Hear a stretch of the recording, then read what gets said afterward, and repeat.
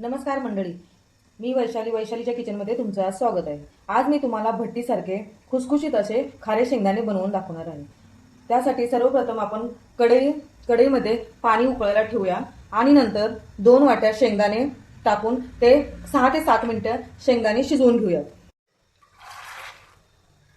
त्यामध्ये 4 चम्मच मीठ टाकूया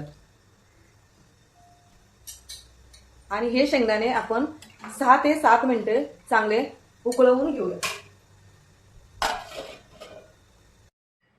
आपले हे शेंगदाणे शिजले आहेत। आता त्यातून आपण पाणी काढून घेऊया। आता हे शेंगदाणे पाणी काढून घेतलेले शेंगदाणे आपण 20 मिनिटं फॅन खाली सुकवून घेऊयात।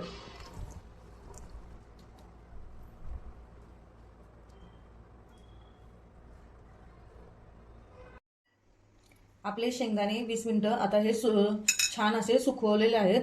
आता आपण मीठ गरम करायला ठेवलं आहे। मीठ चांगलं गरम झालं की त्यामध्ये थोडे थोडे शेंगदाणे टाकायचे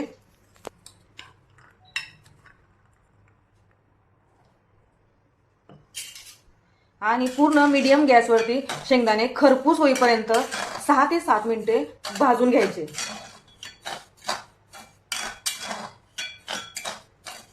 आता हे शेंगदाणे आपण खरपूस असे भाजून घेऊयात। शेंगदाणे सतत एकसारखे हलवले की शेंगदाणे एकसारखे भाजतात।